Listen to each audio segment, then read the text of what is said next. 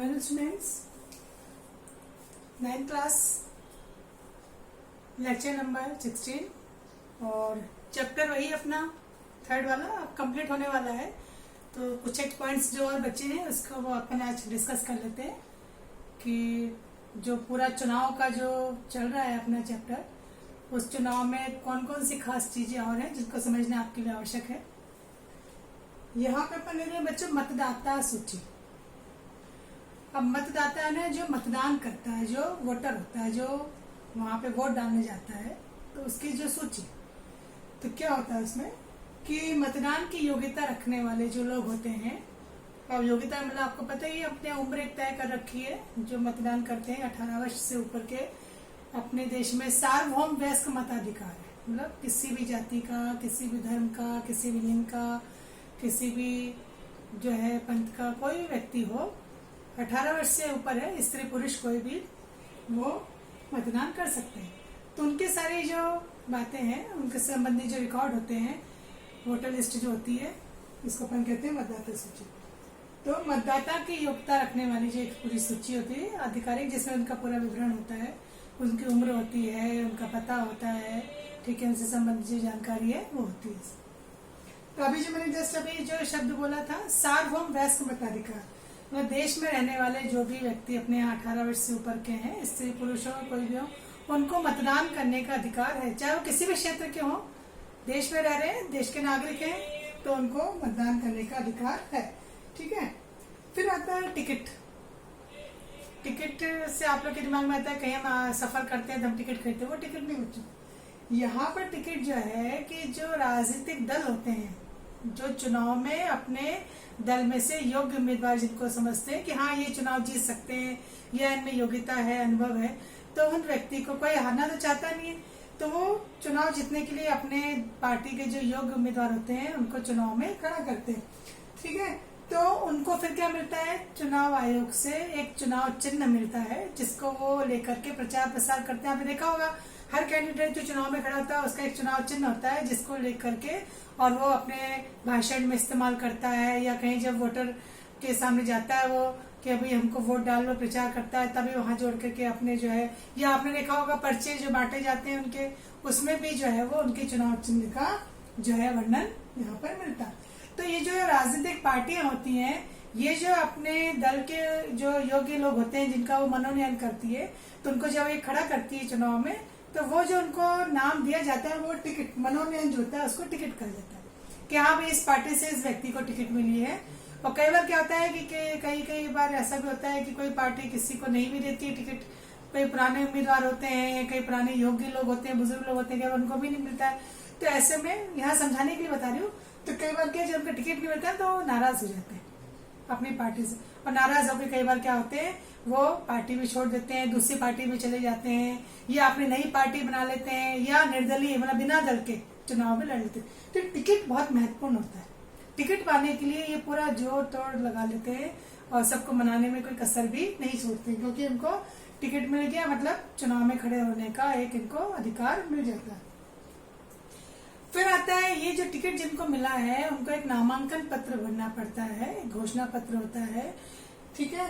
जो चुनाव लड़ने के इच्छुक होते हैं ना, जो उनको सारी अपनी जानकारियां जो है वहां पर घोषणा पत्र में देनी पड़ती है, कि क्योंकि चुनाव आयोग जो है इनसे ये भरवाता है कि इसमें इनको अपने खुद से संबंधित, अपने परिवार से संबंधित जानकारियां देनी पड़ती है।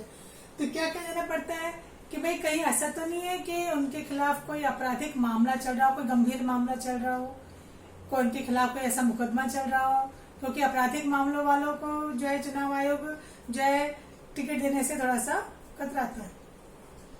कोई संपत्ति का विवाद तो नहीं चल रहा है, किसी की देनदारी तो नहीं बची हुई है इनके ऊपर, कोई कर्जे में डूबे हुए तो नहीं है, कोई इसके लिए कोई संपत्ति का मामला तो नहीं चल रहा है इनका।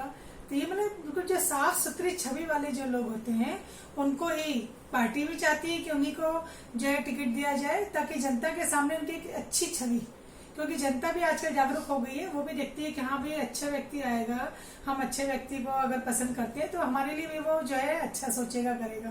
कहीं ऐसा तो नहीं कि वो अपने जो है जो कहना चाहिए कि भाई पैसा बढ़ाने के लिए या अपना जेब भरने के लिए तो कहीं चुनाव नहीं लड़ रहे। फिर यहाँ पे एक पॉइंट आता है जो है भी और नहीं भी, शैक्षणिक योग्यता। शैक्षणिक योग्यता कि भाई कई बार उससे रिकॉर्ड भी पूछा जाता है कि भाई शैक्षणिक योग्यता क्या है, पर ये इतनी आवश्यक नहीं है, क्योंकि यहाँ पे अगर शैक्षणिक योग्यता मानी जाती है तो फिर बहुत सारे लोग चुनाव से वंचित भी हो जाएंगे खड़े होने से। क्योंकि जैसे कई स्थानों पर अपन ने देखा, या कई एक अपन सामने उदाहरण देखे जैसे क्रिकेट का। अब क्रिकेट में अगर योग्यता शैक्षणिक देखी जाने लगे कि हाँ भाई ये इंजीनियर है, डॉक्टर है तो ही क्रिकेट खेल सकेगा, तो ऐसे तो बहुत सारे लोग क्रिकेट नहीं खेल सकते। तो जैसे यहाँ पे कोई शैक्षणिक उम्र के मतलब उसकी बाधा नहीं है, तो ऐसे यहाँ पर अगर सरकार ऐसे बाधा लगा दे कि भाई बीकॉम हो, एमकॉम हो, मतलब ग्रेजुएट हो, पोस्ट ग्रेजुएट हो, वही लोग चुनाव लड़ सकते हैं, तो बहुत सारे लोग चुनाव में खड़े होने से क्या हो जाएंगे, वंचित हो जाएंगे। तो यहाँ पे योग्यता शैक्षणिक जरूर है, पर यहाँ पे योग्यता इनकी कौन सी काम में आएगी, यहाँ पे काम आएगी कि भाई ये जो अपने नागरिक होते हैं, जो जनता है, उनके ऊपर इनकी छवि क्या है। क्योंकि अच्छी छवि वालों को जनता पसंद करती है, तो इनकी छवि क्या है, क्योंकि जनता उसी को पसंद करेगी कि हाँ ये हमारे काम करते हैं, ये हमारे सुख दुख में आते हैं हालचाल पूछने, ठीक है, और ये हमसे जो है संबंध बनाए रखने का प्रयास करते हैं, हमारे जो है अच्छे बुरे कामों में जो है ये जो है हमको राय भी देते हैं। मतलब कहने का तात्पर्य कि मतदाताओं से निकटता जो है बनाए रखते हैं, तो ऐसे लोगों को जनता जो है वो पसंद करती है। तो यहाँ पे शैक्षणिक योग्यता का इतना ऐसा कोई मामला नहीं बनता। तो ये तो यहाँ पर है। फिर हम बात करते हैं कि ये जब चुनाव की इस सारी प्रक्रिया वाली बात आती है, तो यहाँ पर हम बात करते हैं, पहले वाला क्वेश्चन लेंगे, इसके लिए एक स्वतंत्र चुनाव आयोग की स्थापना की गई है। अब स्वतंत्र निष्पक्ष भी करेंगे, मतलब जब ये चुनाव आयोग की स्थापना की गई तो इसके ऊपर किसी का दबाव नहीं रहता, ना किसी पार्टी का, ना किसी सरकार का। यहाँ तक कि उस समय जो शासक दल है, सरकार जिसकी है, वह भी इसको किसी प्रकार से दबाव में नहीं ला सकती, क्योंकि इसके लिए इसको एक ताकतवर संस्था बनाना आवश्यक था। तो ताकतवर निष्पक्ष है, और इसका जो मुखिया होता है उसको कहते हैं मुख्य निर्वाचन आयुक्त, जिसकी नियुक्ति कौन करते हैं, राष्ट्रपति करते हैं। और नियुक्ति के बाद राष्ट्रपति भी इनके ऊपर कोई दबाव नहीं डाल सकते, क्योंकि चुनाव का पूरा कार्य किसके हाथ में आ जाता है, ये चुनाव आयोग के पास। तो चुनाव आयोग क्या क्या काम करते हैं, इनके पास कौन कौन से अधिकार है। तो शुरुआत मतलब जिस समय से चुनाव का तय हुआ कि अब चुनाव होंगे, चुनाव की तारीख बहुत पहले तय हो जाती है कि भाई अभी 5 साल पूरे होने वाले, तो इस तारीख को जो है चुनाव होंगे। तो चुनाव के लिए जो अधिसूचना जारी की जाती है, उससे लेकर के चुनाव के रिजल्ट, नतीजे, मतलब पूरा काम, मतलब घोषणा से लेकर के नतीजे निकालने तक का पूरा जिम्मा किसका होता है, चुनाव आयोग का। ये तो फिर उम्मीदवारों के लिए ये कि चुनाव संहिता बनाई जाती है, आचार संहिता, उसका जिक्र अभी अपन करेंगे यहाँ पर कि भाई उम्मीदवार क्या क्या काम कर सकते हैं। कल या पिछले लेक्चर में अपन ने देखा था कि वो किसी को पैसे का प्रलोभन नहीं दे सकते, ठीक है, किसी को धमका नहीं सकते, सरकारी मशीनरी संसाधनों का गलत उपयोग नहीं कर सकते, बहुत ज्यादा किसी को पैसे देकर के और अपना काम नहीं करवा सकते, और कोई चुनावी वादे उस समय ऐसे नहीं कर सकते, क्योंकि उस समय तो अपने लाभ का बात छोड़ रहे हैं। तो ऐसे बहुत सारे उनके ऊपर बंधन होते हैं। तो ये चुनाव आचार संहिता होती है, तो इसका भी कौन करता है पूरा संचालन, स्वतंत्र चुनाव आयोग। क्योंकि अगर इसको कहीं से पता चल जाता है कि चुनाव कार्य के दौरान इन्होंने ऐसा कोई कार्य किया, उम्मीदवारों ने कि अनाप शनाप पैसा खर्च किया है अपने पक्ष में लोगों को करने के लिए, इन्होंने कोई दबाव डाला है, तो उनके खिलाफ उनको उल्लंघन करने के लिए सजा भी दे सकती है, उल्लंघन पर सजा भी चुनाव आयोग दे सकता है, ठीक है। फिर ये सरकार को भी आदेश दे सकता है, दिशा निर्देश जो है वो दे सकता है कि किस तरह से सरकार भी इसके काम में बीच में आड़े नहीं आ सकती। फिर चुनाव में आपने देखा होगा बहुत सारे लोगों की ड्यूटी लगती है, आपने अपने आसपास भी देखा होगा, तो बहुत सारे सरकारी कर्मचारी भी जो चुनाव ड्यूटी लगती है, टीचर्स की लगती है, बहुत सारे लोगों की लगती है ड्यूटीज।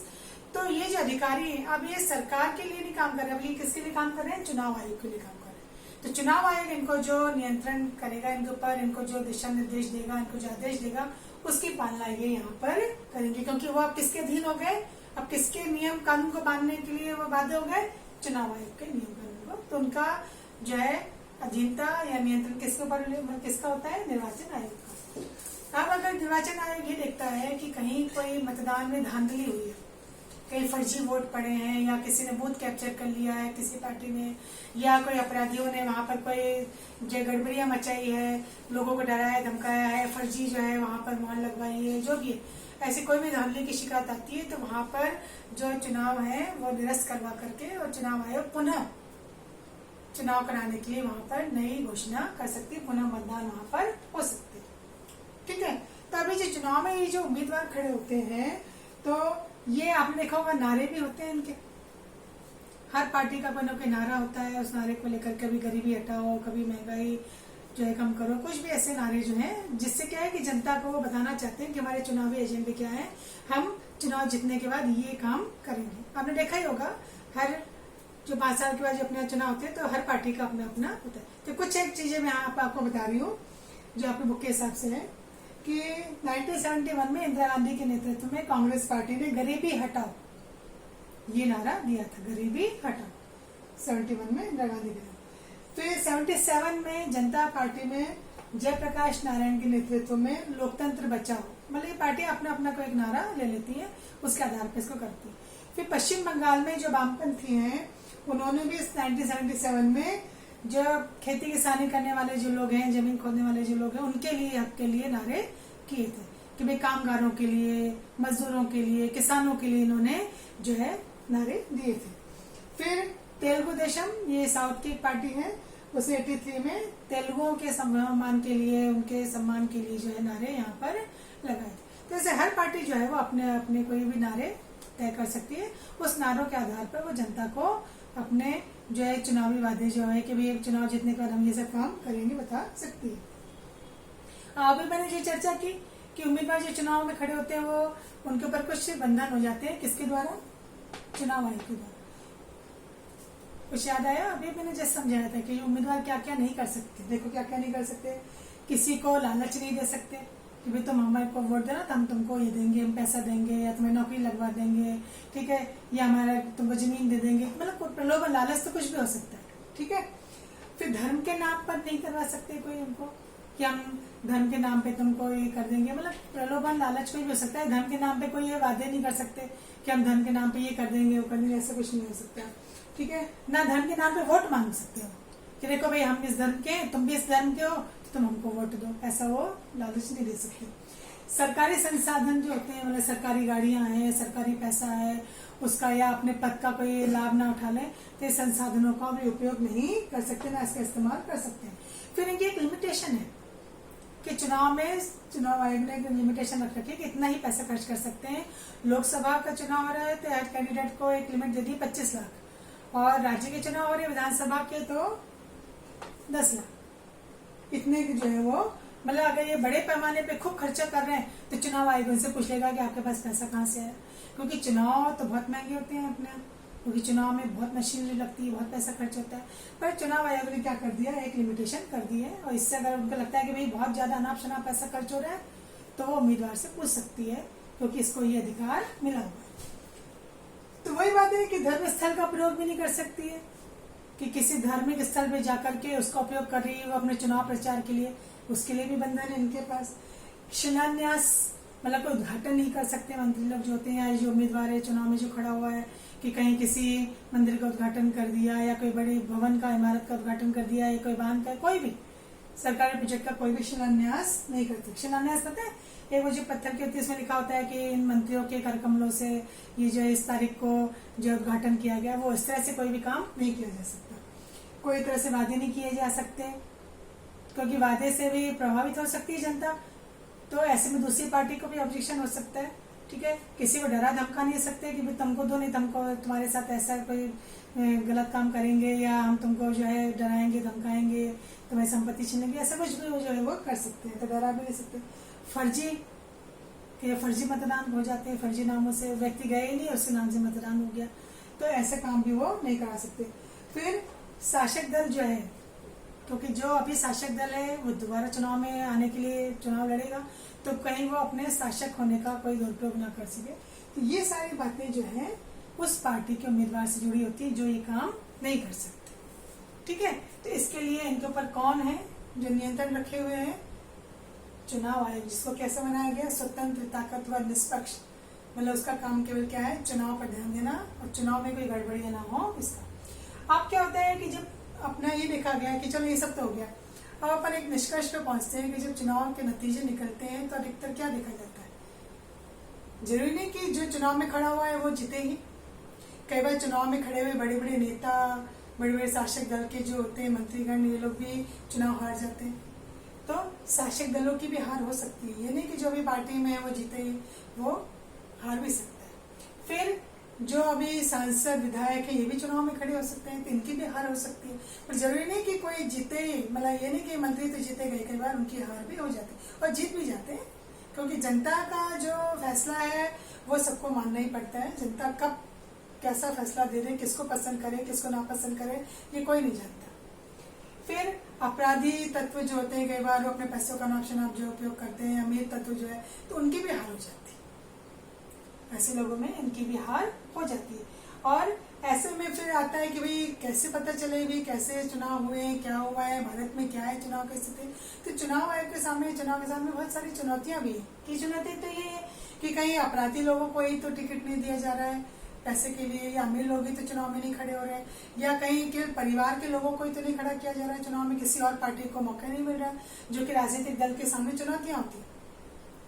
कि लोकतंत्र नहीं होता उसमें, आंतरिक लोकतंत्र में केवल परिवार के लोगों को या बड़े बड़े लोग जो है फैसला कर लेते हैं, जो पार्टी के लोग हैं उनको पता ही नहीं चलता हो क्या है। जो मैं अपने पिछले लेक्चर में बता चुकी हूँ कि जो नेता होते हैं बड़े, उनके साथ उनके समर्थक होते हैं, उनके जो कार्यकर्ता होते हैं, तो समर्थक तो हमें, जो कार्यकर्ता होते हैं कई बार उनको ही पता नहीं चलता है कि पार्टी में क्या हो रहा है। तो ये कई बार परिवार के लोग में ही जो है मुख्य सीटें बढ़ जाती हैं। तो ऐसे में कई बार उस पार्टी के बुजुर्ग लोग होते हैं या अनुभवी लोग होते हैं जो योग्य हैं, उनको टिकट नहीं मिल पाता है, और कई बार कमजोर अनुभवहीन लोग ही क्या होते हैं आगे बढ़ जाते हैं। फिर विकल्पहीनता है, जनता के सामने विकल्पहीनता की स्थिति बन जाती है कि बार बार वही चेहरे, कोई नए चेहरे आते ही नहीं है। तो उनके सामने फिर क्या हो जाता है, एक चुनौती आ जाती है कि अब किसको पसंद करें किसको नहीं पसंद करें। तो एक वो विकल्प कम हो जाना इनके सामने एक समस्या हो जाती है। कई बार ऐसे भी होता है कि छोटे छोटे दल जो होते हैं, निर्दलीय होते हैं, उनको भी बड़ी परेशानी हो जाती है। कई बार उनको जीत मिलती भी है। वो सब डिपेंड किस पे करता है कि उनका जनता पे क्या प्रभाव है। कई बार निर्दलीय लोग भी जीत जाते हैं, क्योंकि उस व्यक्ति को जो है जनता देखती है कि हाँ ये व्यक्ति जो है, क्योंकि आजकल जनता जागरूक हो गई, कई बार पार्टी से जोड़कर नहीं देखती, वो व्यक्ति जो चुनाव में खड़ा हुआ है उसकी क्या रेपुटेशन है, ठीक है, उसकी क्या योग्यता है, तो उसके आधार पर भी वो चुनाव में वोट देते। तो नतीजे कुछ भी निकले अपने भारत में, एक अच्छी बात यह है कि जो भी नतीजे निकलते हैं ठीक है, कई बार आरोप प्रत्यारोप लगते हैं, पर पार्टियां जो होती चाहे जो भी हो, वो जनता के आदेश को सिर माथे पे ले लेती है कि हाँ जन आदेश, जनता ने जो आदेश दे दिया वो उनको स्वीकार करना ही पड़ेगा। अब बहुत सारी जो है कमियां हो ही जाती हैं चुनाव में, तो अब कोशिश की जा रही है सरकार की तरफ से भी कि इसमें और सुधार लाने का प्रयास किया जाए। कई संस्थाएं हैं, कई संगठन हैं, इसके लिए कोशिशें की जा रही हैं कि अगर कोई कमियां हैं तो उन कमियों को दूर किया जाए। कई जनता से भी सुझाव लिए जाते हैं। तो ऐसे जो है यहाँ पर चुनाव के दौरान ये सब बातें होती रहती है। पर कुल मिला के अगर अपन देखें तो ये स्थिति केवल भारत में नहीं है, विदेशों में भी कई बार स्थितियां ऐसी आ जाती हैं, तो जहाँ पर एक दूसरे के ऊपर जो है आरोप भी लगाए जाते हैं, फिर वो उनके ऊपर आरोप लगाते हैं। तो ये स्थितियां सामान्य है, हर जगह ऐसा होता है, केवल भारत के ही नहीं है। पर आखिर में अगर अपन कहें जहाँ लोकतंत्र है वहां पर चुनाव है, चुनाव है तो जनता की जो राय है वो सबको माननी ही पड़ती है। तो आज अपना ये वाला जो है लगभग पूरा हो गया, और इससे संबंधित बच्चों जो भी मैं और कुछ पॉइंट्स आपको होमवर्क में दूंगी तो वो आपको ऑडियो के जरिए बता दिया जाएगा, या बुक का प्रिंट जो है वो दे दूंगी। और मेरे ख्याल से सब बच्चों के पास बुक्स आ गई होंगी, तो अब मैं बुक्स के भी आपको पेज नंबर बता करके और होमवर्क दिया करूंगी। तो जिन्होंने बुक्स नहीं लिए हैं वो बुक्स अभी ले लें, अभी तो यहाँ हम करा ही रहे हैं, पर बुक्स की जरूरत सबको पड़ेगी, तो आप बुक्स से ले लें। ठीक है बच्चों, तो आप इसको और एक बार ध्यान से देख लें।